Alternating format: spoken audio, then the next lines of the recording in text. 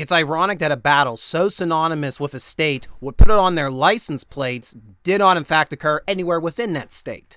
So why is the U.S. Navy's victory over the British Royal Navy near Put-in Bay, Ohio, more often associated with Pennsylvania? On this edition of Retracing History, we're heading to the port where U.S. naval history was quite literally constructed. Spoiler alert, Erie, Pennsylvania has changed a lot in the past 200 years, but myself and a humble collector are going to do our best to get an edumerication about how the American gunboat squadron that won the Battle of Lake Erie was built.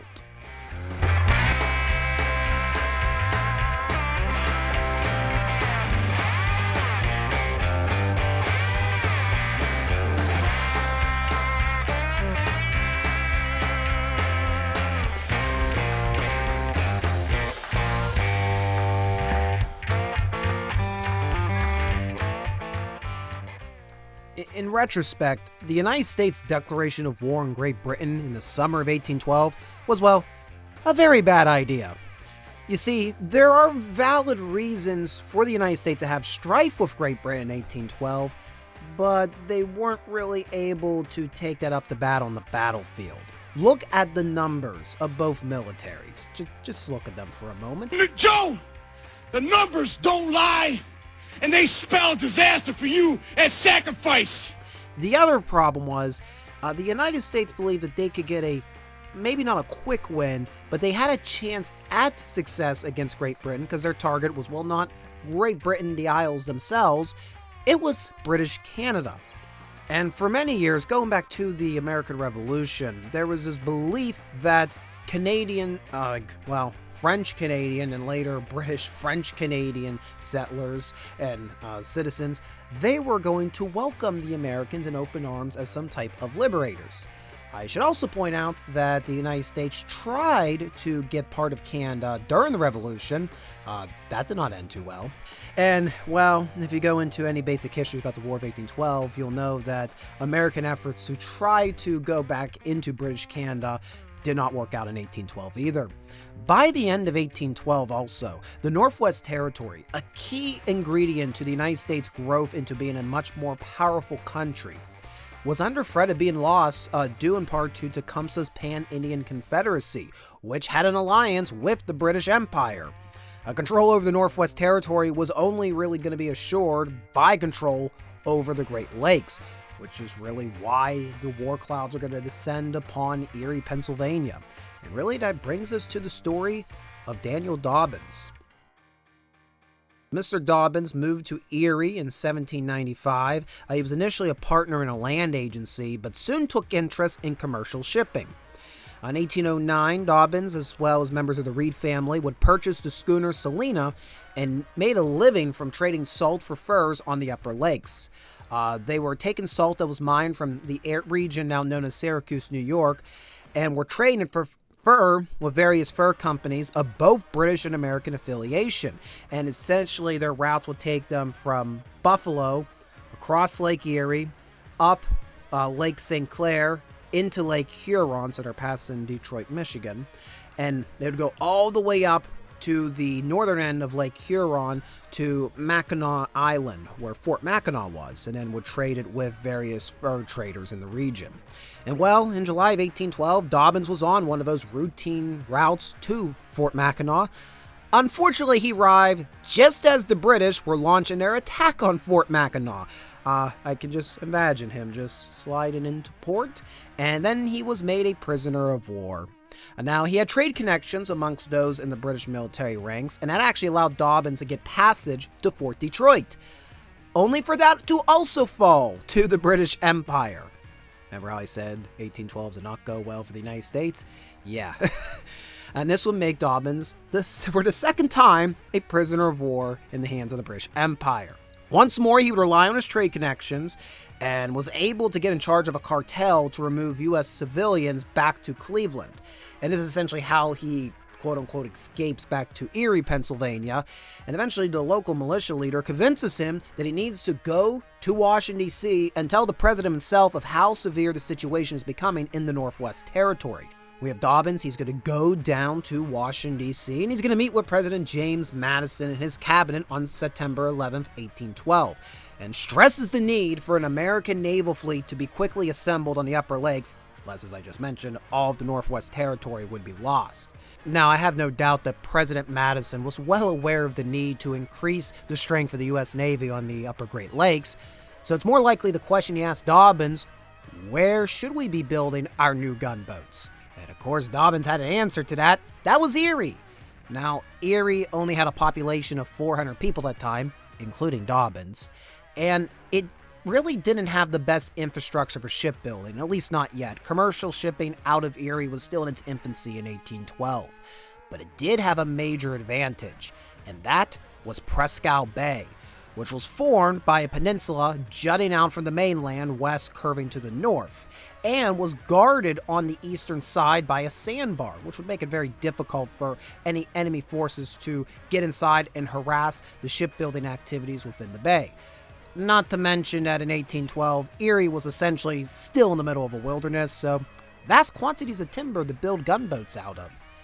Dobbins was successful in convincing President Madison of the advantages of establishing a shipyard for the U.S. Navy at Erie, and on September 16, 1812, Dobbins would be commissioned a sailing master in the U.S. Navy and was given a $2,000 deposit and instructed to head back to Erie and immediately begin construction of at least 4 gunboats.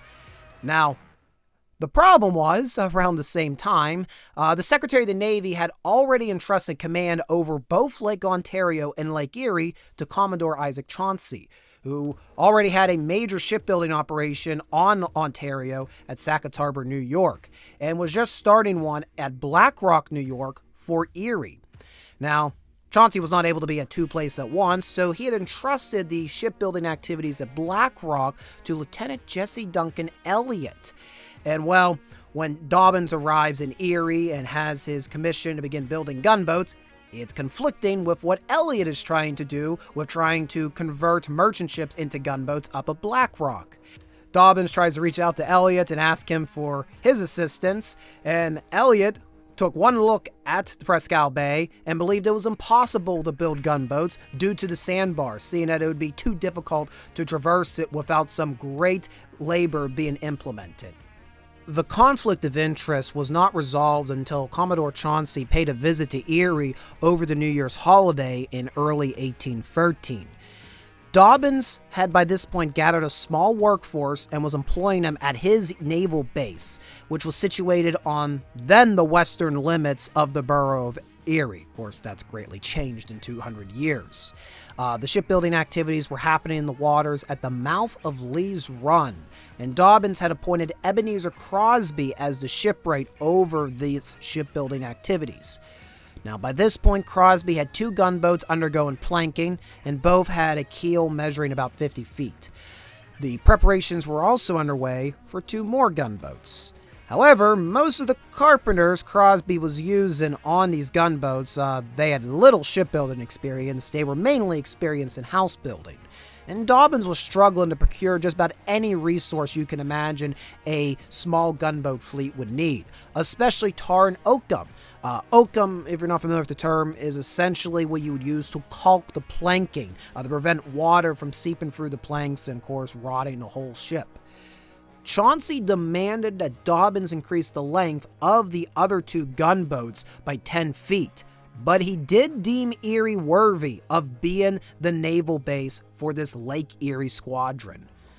The Lee's Run shipyard would ultimately produce 3 gunboats. That'd be the Porcupine, the Tigress, and the Scorpion, which would all be launched around spring of 1813. These 3 gunboats were designed to carry only 1 or 2 guns, which would be mounted on pivots at midship. The Tigress and Porcupine each carried 1 32-pound long gun, while the Scorpion would have 1 32-pound long gun and 1 carronade. Dobbins also modified the original specs that the U.S. Navy had given him for these first few gunboats. Initially, they wanted just a very simple, almost Mediterranean sail.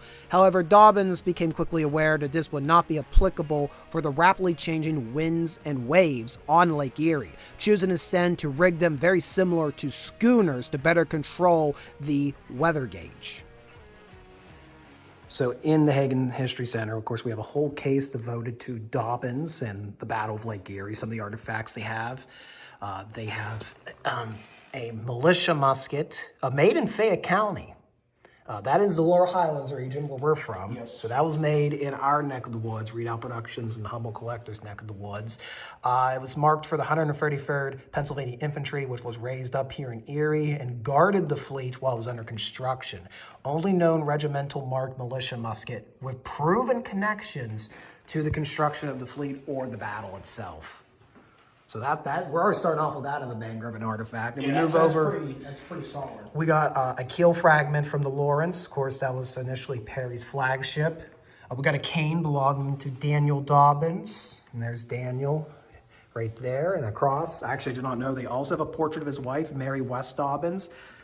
They're not quite certain when these were made. It seems to be a few years after the battle, around 1815. And they believe to be copies of even earlier canvas paintings of the two figures. And then this is interesting. So this is a sextant from the Lawrence, which was presented by Perry to Dobbins aboard the shattered Lawrence on October 23rd, 1813, in honor of the service to the nation, the Navy, which really shows you how much good faith Perry was trying to demonstrate to everybody. Yeah. Even though Dobbins ended up becoming had quite a sour opinion of Perry in the years to come. He ended up siding with Elliot in the ensuing controversy over what happened during the battle. That's a video for another time. Yeah. So that's an interesting artifact there. It's kind of a evidence of Perry showing goodwill toward everybody, depending on the politics, regardless of the politics of the situation. And this is said to be Perry's dinner plate. Sure, why not? Yeah, sure. It's a plate in Erie. Grandma told me it was his plate. Yeah, that's what Grandma said. And then we have a lantern that was reportedly used on, quote, Perry's flagship, which they could get into a lot of technicals because we have the Lawrence, which was the original flagship of the Squadron when it launches here. But after the battle, as we all know, during the battle, Perry changes his flagship designation from the Lawrence to the Niagara, and everybody associates the Niagara with the battle. But eventually the flagship ends up becoming the Ariel for a time period. Since all the ships are in such bad state of repair, the Ariel's the only one that can move around quick enough for the rest of 1813. So, yeah, that lamp there, a flagship. Well, you know what it was, right? Like 100 years ago, some antiquarian bought that from like a local farm, and the farmer's like, yeah, my granddaddy told me it was on Perry's flagship. Which one? I don't know. And that's what he wrote on the paper tag that was with it when it was donated. Exactly. It was like, I don't know, Perry's flagship. As the Erie Naval Base struggled through the winter of 1813, both a new commander and a new shipwright would be appointed. We're actually going to start with discussions of the latter, a new shipwright by the name of Noah Brown, who was of the Brown Brothers, a shipbuilding duo that were based out of New York City and had a history with naval contracts. Noah Brown would take a 450-mile trek across New York State in late February of 1813, arriving at Erie on March 6, and found that, construction had not progressed much beyond when Chauncey had visited. His brother Adam would procure resources and manpower back in New York City and then send them across state piecemeal to support his brother in Erie. In writing about Brown, Dobbins claimed he appears to be the man that we want at this place in order to drive the business. Brown expanded the facilities of the Erie Naval Base, coming to include a warehouse, a guardhouse, a mess hall, barracks, blacksmith shop, and office. Brown had been instructed by the U.S. Navy to build 2 brigs, each approximately 100 feet in length, capable of mounting 18 carronades and 2 long guns, not to exceed a draw of 7 feet of water. It should be understood that these gunboats that are being built at the Erie Naval Base in 1813, they're not like these warships we hear about, like the USS Constitution. These were not designed to be out on the water for several months. They did not need all this space in the hull for months worth of rations. Most maybe a few days rations and supplies, because of course the Great Lakes, you only have to go a few days travel before you hit a port. Therefore, they had a much more shallower draft, but they were meant to pack a lot of firepower. Really, what's going on here, folks? The British and the U.S. Navies are building for a naval version of a demolition derby. They're building these gunboats just to blow to the smithereens in one battle to decide the fate of Lake Erie. With all that said, the brigs were still too large to be constructed at Lee's Run. Brown had to open a second shipyard just for the brigs at the mouth of Cascade Creek, which provided deeper water that was suitable for this construction. However, the brigs were not the only gunboats constructed there. The fourth gunboat that was initially commissioned to Dobbins to be built was the Ariel. And it seems that Brown took over construction of the Ariel, moving it from Lee's Run down to Cascade Creek, because the Ariel's design was radically different from the first three gunboats that Crosby had produced. The Ariel was 70 feet long and carried four 12-pound long guns. It was launched on June 9th, 1813, and it's reported to be the fastest boat on the entire lake in 1813. Now, normally, timber deemed suitable for ships would be seasoned for upwards of a year. At Erie, however, it was not uncommon for the timber that had been fallen that morning to be planked on the frames that evening. Wood samples extracted from the Niagara in 1913 consisted of oak, cherry, chestnut, poplar, and much more, really showing you how they were throwing this whole squadron together at the 11th hour. Really, as I said, this was going to be one big demolition derby. And even Brown himself admitted it.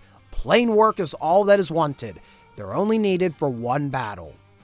The brigs would be afloat by early July of 1813. However, the oakum shortage was not able to be remedied, so there were still problems on trying to caulk the planking on the brigs, as was with the whole Lake Erie squadron, which led Brown to start caulking parts of the brigs with simply lead sheets. Dobbins actually had to go as far as Bellefonte, Pennsylvania, 200 miles southeast of Erie, to scavenge for iron working and other metal parts to get these last ships put together. Oh, I'm forgetting to talk about somebody. He's in the title of the video. Well, who could that be? Oh, right, Oliver Hazard Perry, Master Commandant Perry. I forgot to talk about him. So I mentioned that a new commander was also appointed to the Lake Erie Squadron. That, of course, is Oliver Hazard Perry. Now, I've commented before that a good many of Pennsylvania state parks tend to be pretty bare bones. Presque State Park, high quality. Top end. They're even, yeah, if you're just here for the nature, it's great. If you're here like us for the history, it's even better. They got quite a amount of signage. Let me catch up to speed about Oliver Hazard Perry, who was born in 1785 in Rhode Island.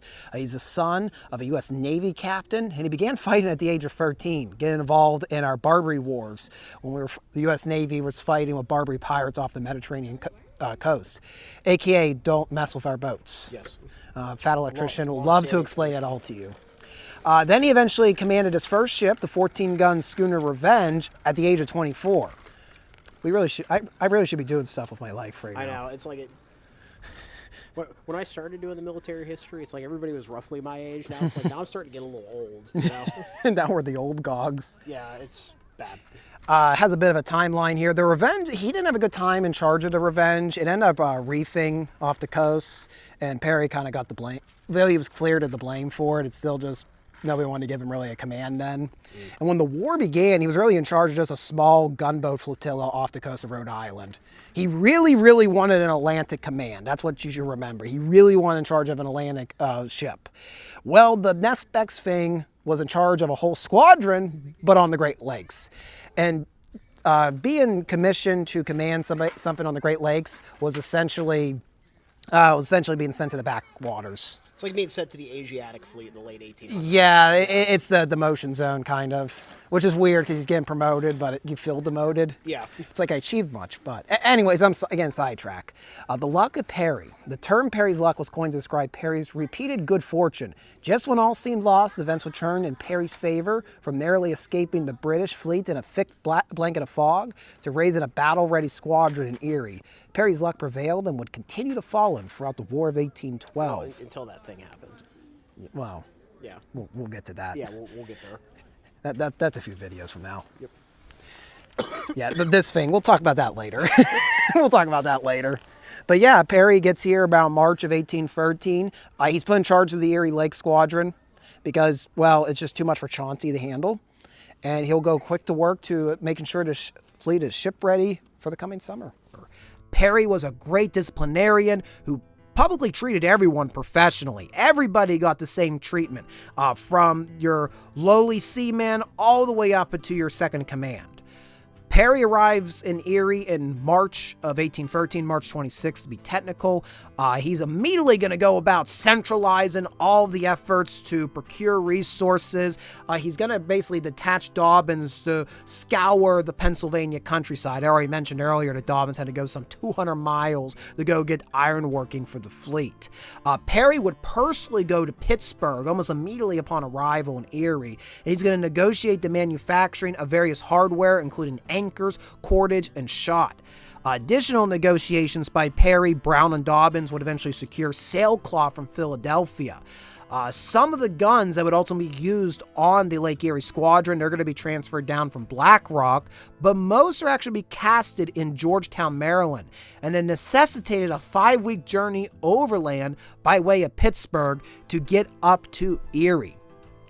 Perry would be back at the naval base by mid-April, and he recommended the use of iron ingots instead of stone to ballast in the brigs. As the shallow draft of the gunboats being employed, they meant they didn't have enough room for stone to actually weigh down the boat. They needed something much heavier. That wasn't a necessarily popular move by the U.S. Navy. Not that it didn't work. It worked great, but iron ingots far more expensive than stone. And then on May 27, 1813, Perry is actually going to be pulled away from the Erie Naval Base. He's going to be ordered by Chauncey up to Fort Niagara, which is on the American side of the mouth of the Niagara River, emptying into Lake Ontario, to oversee an amphibious assault of the British Fort George across the mouth of Niagara. And this was really the first major combat experience that Perry would ever experience, which would be very valuable for a certain event that, this video is eventually all building to. Ultimately, the amphibious assault on Fort George is an American victory, compelling the British to withdraw from their fortifications on the Niagara River. Now, shortly after this, Chauncey is going to dispatch 55 men to aid Perry in removing the 5 merchant vessels that Jesse Elliott had been overseeing conversion into gunboats at Black Rock. He's going to oversee those gunboats be pulled out of Black Rock into Lake Erie and then sailed down to the Erie Naval Base. However, that was not an easy feat. Do you know why it's called the Niagara River? Well, you see, the waters of Lake Erie, they get pulled into the Niagara River and then plunge over Niagara Falls. So you're trying to pull these 5 vessels against the force of that type of current. 55 men was not going to cut it. Eventually, Perry had to request the aid of 200 infantrymen to drag the 5 gunboats out of Black Rock against the current about 2 miles before they were safely in the waters of Lake Erie. Eventually, on June 19th, 1813, these 5 merchant vessels turned into gunboats are going to show up at Presque Isle to join the rest of the Lake Erie Squadron. In late July, the U.S. Navy is going to instruct Perry to name the 2 brigs after 2 big honors in the U.S. Navy in its recent history. The first is going to be the USS Brig Niagara that everybody knows about here. It's still docked here in Erie, Pennsylvania. That's actually going to be named after the victory that Perry had achieved helping to get the U.S. Army to cross the Niagara River and secure the Niagara Peninsula. That was in early 1813. So that's what the Niagara is actually named after. Spoiler alert, as the war progresses, that did not become a victory. Eventually, U.S. forces will be pushed back out of the Niagara Peninsula. So interesting that the Niagara is named in that honor. The other name would be for the brig Lawrence. Now, the brig Lawrence is named after a good friend of Perry's. That would be Captain Lawrence, who's in charge of the USS Chesapeake. And in June of 1813, the Chesapeake was in Boston Harbor and essentially got goaded into a battle with the HMS Shannon in one of the great ship v ship battles of the War of 1812. It is a bloody, brutal affair. The Lawrence ship is disabled in less than a half an hour, and Lawrence, and his final words were roughly, "Don't give up the ship, fight till she sinks." The irony is that moments after Lawrence lapses and unconscious and passes away, his crew surrenders the ship to the Shannon. However, it was decided to take that motto of "Don't give up the ship" and put it on Perry's flagship for his Erie Squadron. So shortly after the naming of the Lawrence, Perry is going to get in contact with Margaret Forster. Forster had a husband who I believe was a colonel with the Pennsylvania Militia or with some sort of infantry regiment garrison here at Erie at the time. And he is going to contact Mrs. Forster. Forster is going to get in contact then with her sister and her nieces, and they're going to meet at their residence, which was really just a log cabin located in this approximate vicinity on 4th Street in downtown Erie. And they're going to get together and sew that what is now an iconic battle flag for Perry. It bears the name Don't Give Up the Ship. Of course, when we go later on telling the story of the Battle of Lake Erie, this will be raised on the Lawrence on September 10th, 1813. Then it's going to be taken down by Perry when the Lawrence is disabled. Lawrence got disabled twice in 2 different entities in 1813. What a coincidence. Perry's going to take this flag, and then he is going to, in his boat, go from the Lawrence with about 4 guys, go over to the Niagara, raises his flagship. He changes the designation of his flagship, continues to fight, and will ultimately defeat the British squadron in the Battle of Lake Erie. And the Don't Give Up the Ship has become a mega mantra of the U.S. Navy to this day. It's become a rallying cry for the U.S. Navy. The original battle flag still survives to this day. It eventually ended up in the collections of the U.S. Naval Academy, and tragically, for many years, historical preservation wasn't all that great, wasn't cut up to par how we do it today. So for many years, they hung this battle-scarred flag in the halls of the U.S. Naval Academy. It was just hanging from the rafters. And you can imagine what I did to the original flag. It was only in the 21st century the flag was lowered from its display case and went through an intense conservation.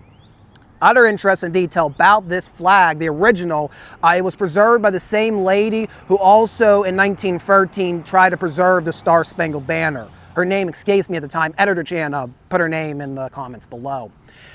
So they took off all this protective covering that had been put on in 1913, and they discovered the flag is not the blue that we associate with it. It's almost closer to a gray.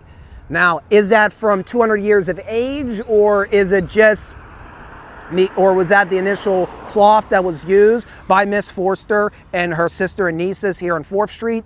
It's really hard to tell. But I wanted to make sure in this edition of Retracing History, if we were going to walk in the footsteps of the Battle of Lake Erie, we had to come to the site where the flag was created.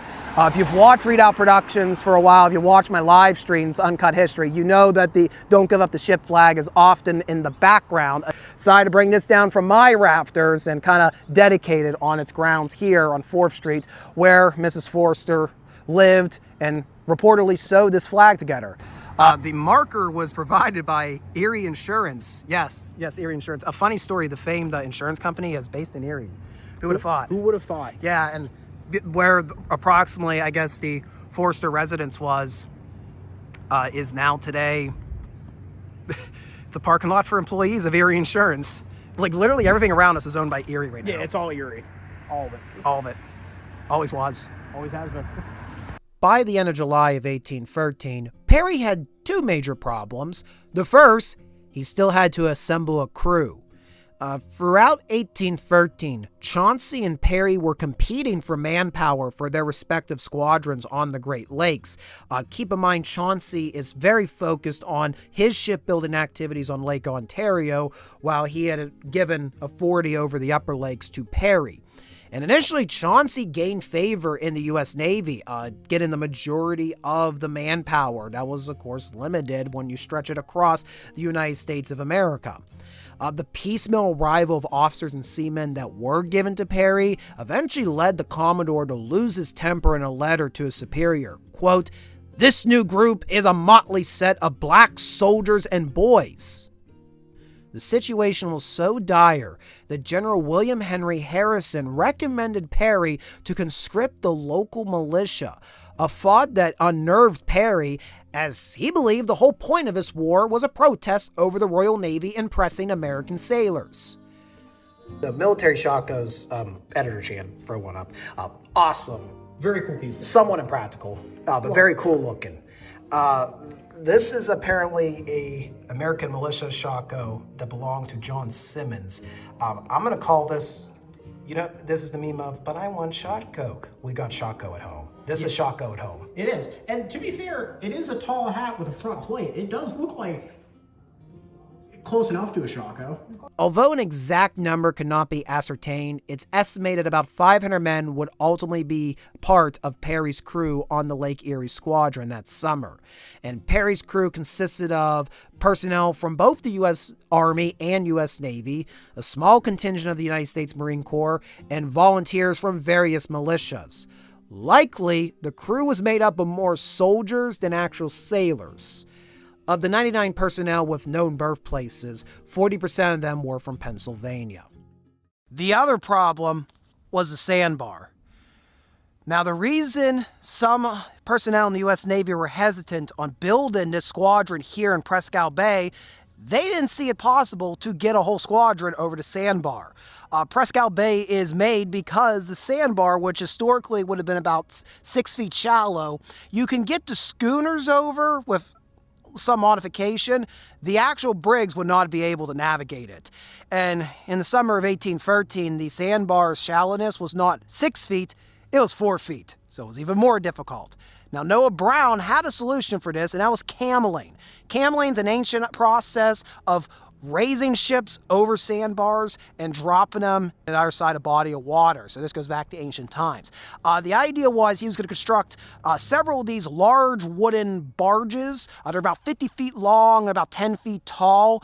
And the idea is that you fix a barge on either side of your ship. And through the sweep ports, you would send your sweeps, literally these giant paddles that you would go through. If you had to get some extra speed, you'd have your whole crew rowing through the sweep ports. You would take the sweeps through the ports, and then, I don't know the exact method why, they would eventually lock it into the barge, and then essentially they were able to do a pumping action. The crews on the decks, on the sweeps, pumping through the sweep ports into the barge. They would pump water out of the barges, and the buoyancy, in theory, from them pumping out those barges would actually lift the whole ship and allow it to go over the sandbar, and then it can be dropped into the other side.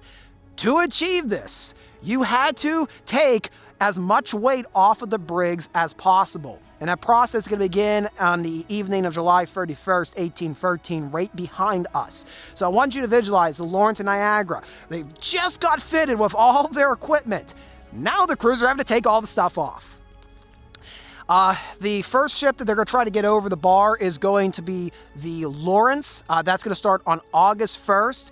It took 3 tries to get the Lawrence to actually get over the sandbar. So they had to pump it 3 different times, and the first 2 times, unfortunately, was not enough. There was too much weight, and it got stuck on the bar. So they have to drag it back into the bay, get it offload a bit more, then try again.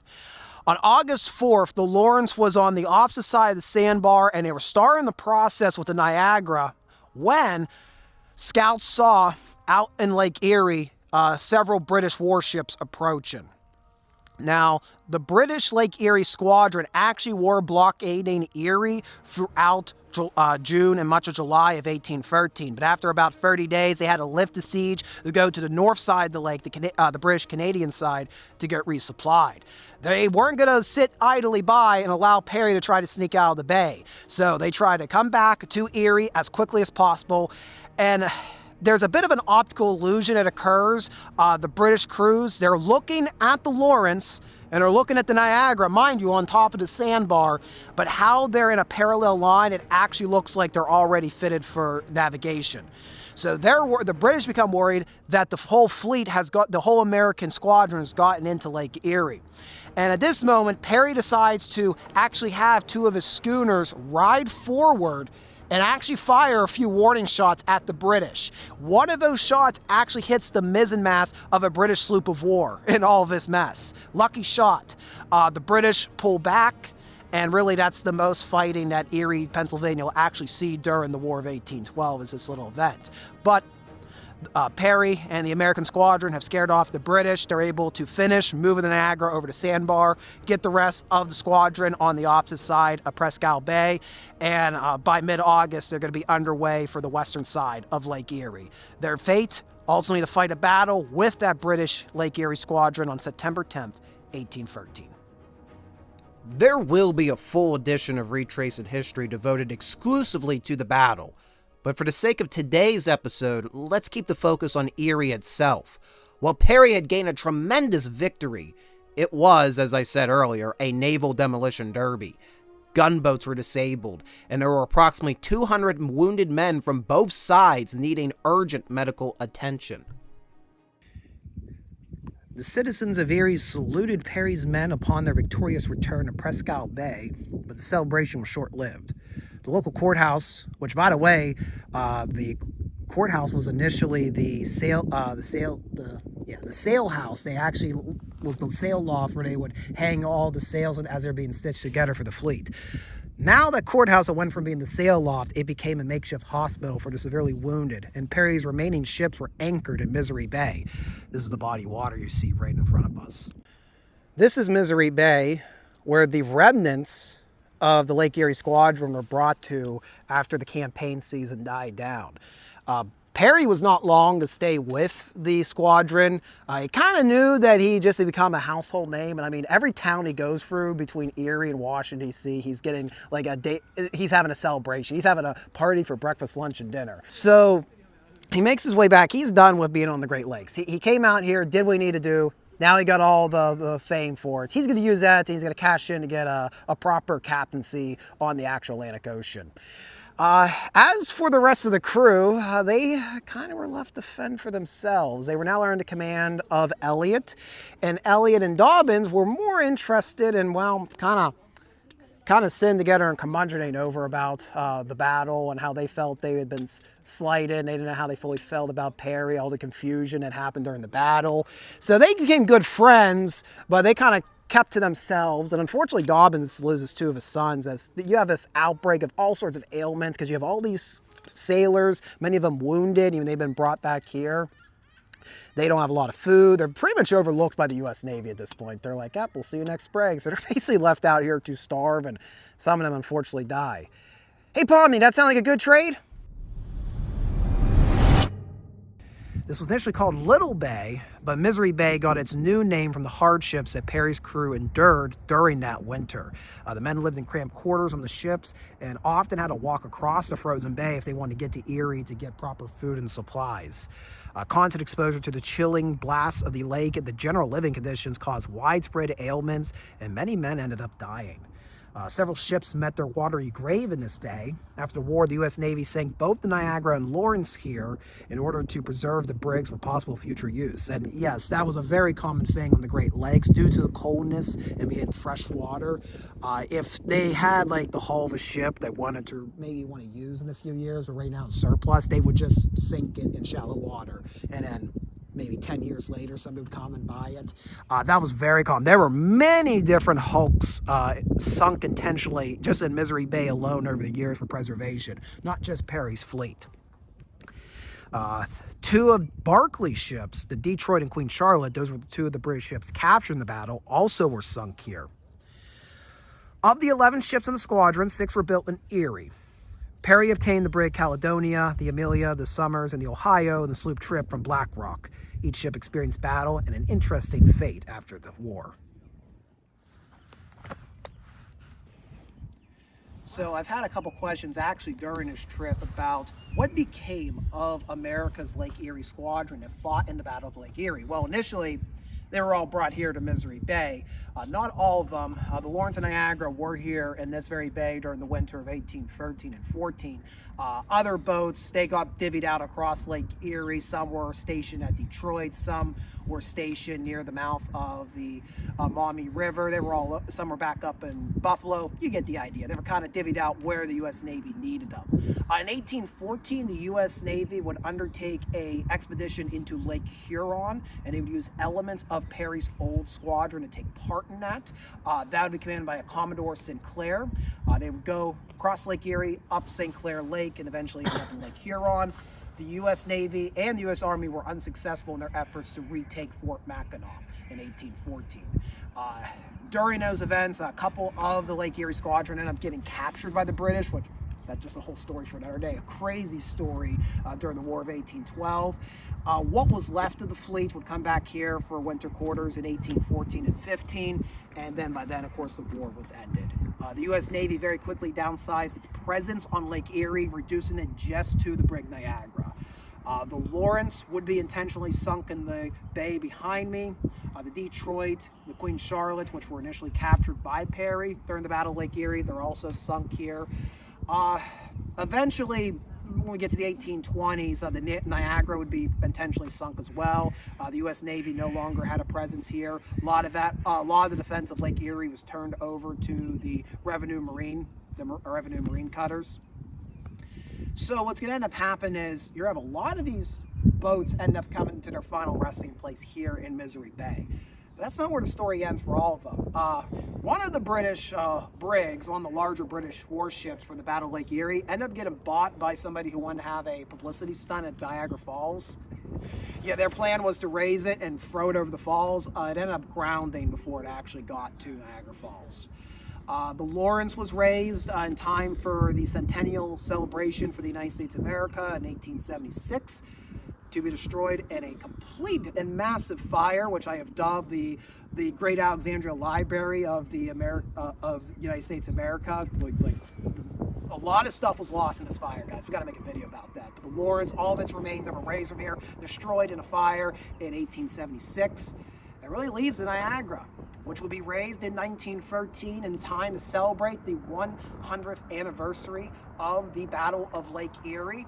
It would be raised, and the hulk of it would be added on to, and it was turned into what people in 1913 thought the Niagara looked like in 1813. There are no surviving blueprints for the original construction of the brig. And it got towed around by the USS Michigan, later named Wolverine, across the Great Lakes for a nice publicity tour in 1913. And then eventually had to go through several other reconstructions before you get the Brig Niagara you know today that hails its home port at the Erie Maritime Museum here in Erie, Pennsylvania. So it went from being here to kind of like over there somewhere. You've already seen a snippet of the Niagara laid up behind the Erie Maritime Museum earlier in this video. As of April 2025, the Niagara is due for a serious restoration that will necessitate it to head to a New England port via the Welland Canal and St. Lawrence River. The hope is she'll be back in action sometime in 2026, but there are many variables to meet that time frame. That should not stop anyone from visiting the museum, as it does a great job in interpreting the construction of the Squadron and how it ushered in the city's nautical industries. For those that lost their lives either here in Erie, Pennsylvania, or in relation to the Battle of Lake Erie, there's a question as, where was their final resting place? So of course we have those that die in the actual battle on September 10th, 1813. I almost went into Gettysburg spiel there. You almost saw me say 63, but I remember we're talking about the War of 1812. But you're also going to have many injured, both from the Americans and British sides, brought back here to port here at Erie, Pennsylvania in the days and the weeks after the battle. And some of them are not going to survive their wounds. Dr. Usher Parsons is going to report he's going to bury at least a dozen soldiers, or sailors, I should say, that winter of 1813-14. And who knows how many more died due to malnourishment, due to improper supplies being given to them, as we talked about the horrible winter at Misery Bay.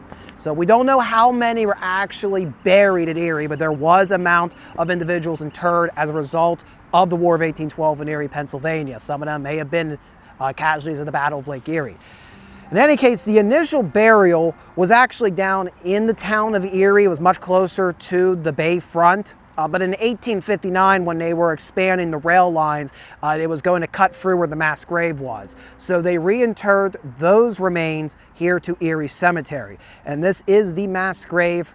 They just simply call it the War of 1812 mass grave, as we don't know why these individuals passed away. We don't know from what. We do have estimates as to what could have been their likely cause of the death. And it's from here where we're going to kind of wrap up this edition of Retracing History. I'd like to thank you guys for watching this whole episode. Love talking about the War of 1812. I love talking about subject matters most people are not familiar with. I like edumericating you about them. The War of 1812 is truly the 19th century's forgotten war for the United States of America.